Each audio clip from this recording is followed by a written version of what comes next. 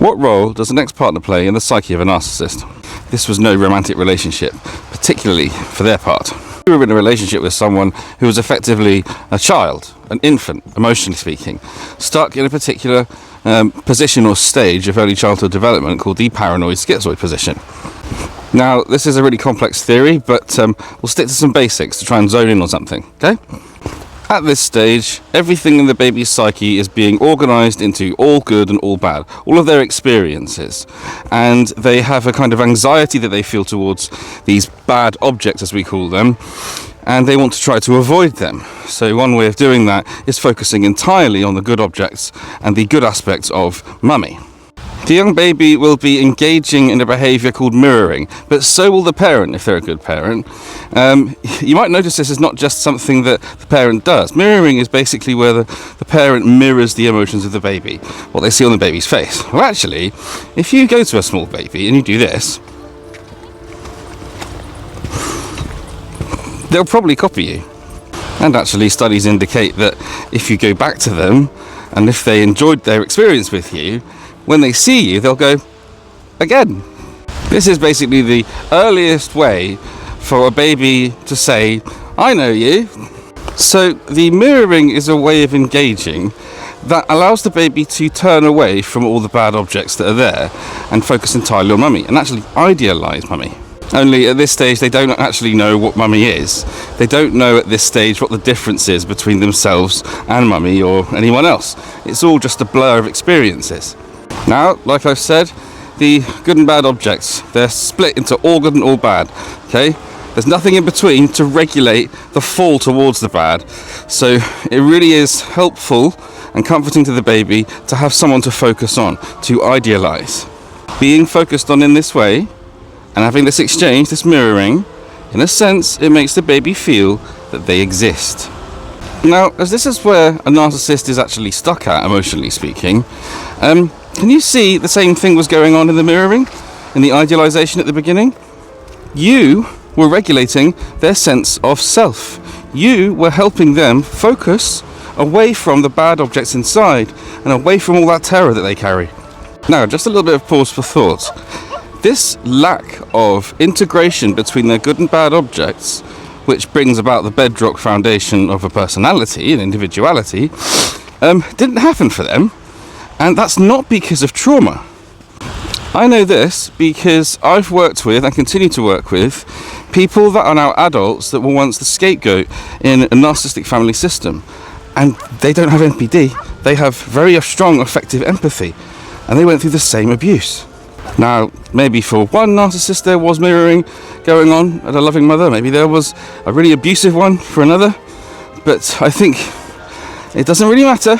I think there's something genetic that prevents the mirroring having the stimulating effect it should have on the brain, and therefore empathy doesn't develop. It turns out that without the development of empathy, effective empathy, the good and bad objects can't integrate so that the child can individuate themselves and see themselves as separate from mummy and mummy separate from them. Once this has happened for a person, they are said to be more and more capable, as life goes on, of regulating their own sense of self. Within a young baby at the paranoid schizoid position, there is actually a fear that the bad objects that are inside them could annihilate all the good. And it's the same for a narcissist, that that's the role you were performing. In simple terms, a baby cannot regulate their sense of self. They cannot regulate their own emotions. They cannot regulate their needs. They need co-regulation. They need a parent figure. Or, in the case of a narcissist, they need a main supply. In fact, Professor Sam Vaknin actually says, male or female, we all become their mothers.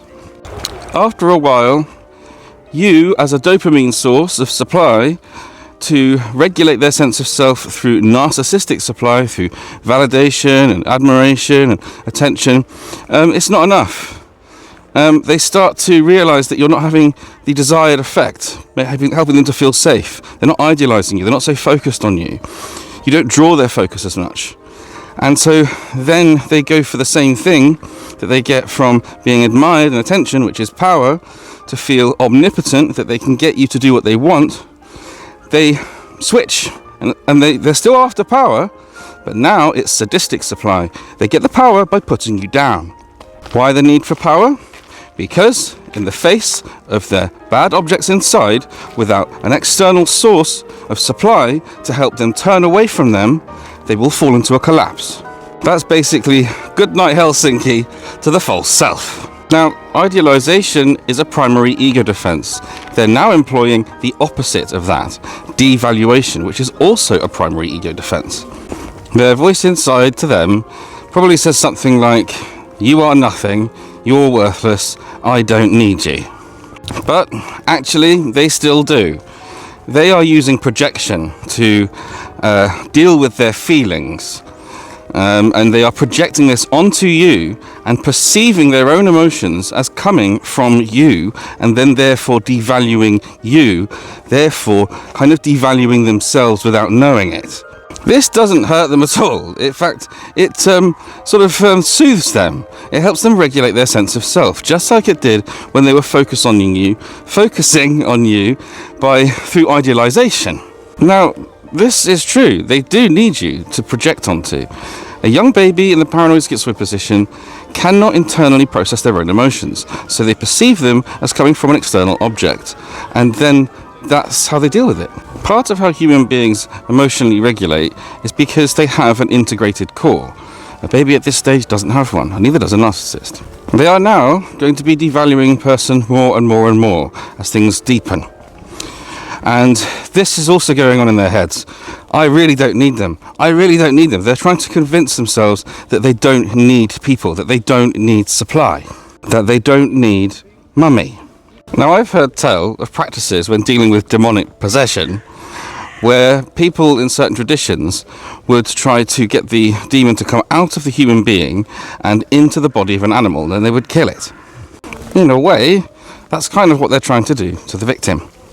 They are trying to purge their bad objects which haven't integrated from their system onto someone else. But there's also something else going on. The whole time there was also something else going on. Another primary ego defense, introjection, was happening. Right from day one, through the mirroring, they were trying to introject or absorb character traits from you that they deemed attractive or interesting. Things they could see could give them more power to manipulate and perform within what is known as omnipotence, yet another primary ego defense. They have now destroyed you to the point where they don't see any character traits left in you that they actually want. And so they also have this feeling of power over you, that they don't need you anymore. So they decide to leave. There is a temporary euphoric state in them where they feel they have individuated. They've taken character traits from you, become their own person, and now they can separate from you, or rather, separate from their mother. And so, they discard us. They now believe they don't need us, they don't need anyone, they are free. They don't need supply, they are this new person. But actually, there's a problem with that. They're still dependent on us being downtrodden. So they're going to be checking in on you.